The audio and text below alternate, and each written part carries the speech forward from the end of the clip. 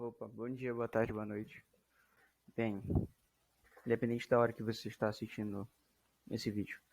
Bem, para responder a pergunta no que nos foi apresentado no nosso grupo, composto por mim, Ezequiel Magalhães, Daniel Araújo, Cauã Rodrigues, Ribamar Prazeres e Daniel Santos, nós bolamos uma aula expositiva, passeando desde o teste de Turing, fazendo uma pequena introdução sobre inteligência artificial, levantando umas temáticas, até a conclusão onde nós vamos realmente responder a pergunta. Bem, para começar, eu gostaria de fazer uma pequena pergunta. Você acredita que máquinas conseguem pensar? Bem, parece bem simples essa pergunta, mas por mais simples que ela pareça, responder ela significa resolver uma série de problemáticas do estudo de inteligência artificial, além de nos trazer várias informações e uma maior compreensão sobre o nosso cérebro e sobre aquilo que nós chamamos de pensamento. Bem, com isso eu proponho até outra pergunta mais simples. Imagina que determinada pessoa conseguiu construir uma máquina que possui a capacidade de pensar, e ela possui uma inteligência artificial perfeita. Como é que nós conseguiríamos dizer que essa máquina é realmente inteligente ou que ela apenas pareça inteligente? Bem, pensando nisso, em 1950, um cientista da computação, ele acabou propondo um teste. O nome dele é Alan Turing, e meio que nesse teste nós vamos conseguir responder tal pergunta. Esse teste ele é chamado de o teste de Turing.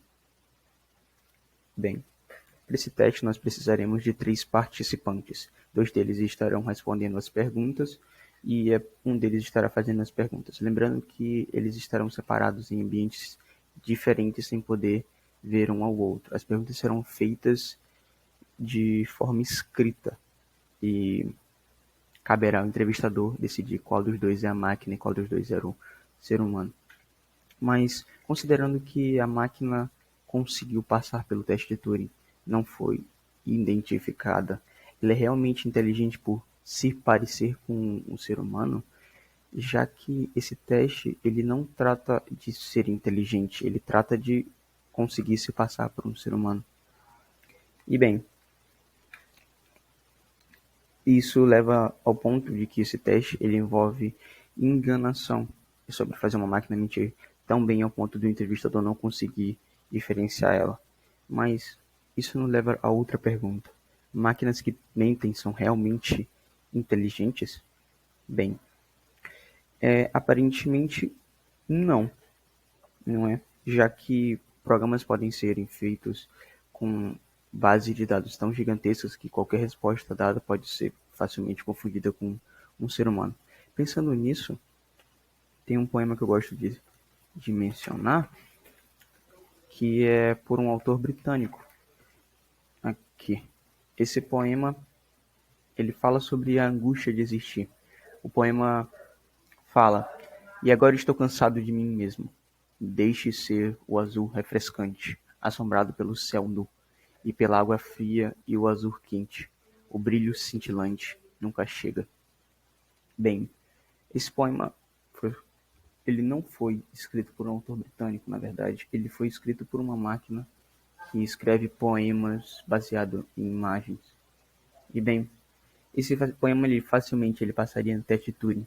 Mas será que o computador ele realmente estava cansado de si mesmo? Ou, na verdade, ele viu uma imagem de um caranguejo morto? Bem, essa é uma das primeiras críticas ao teste de Turing.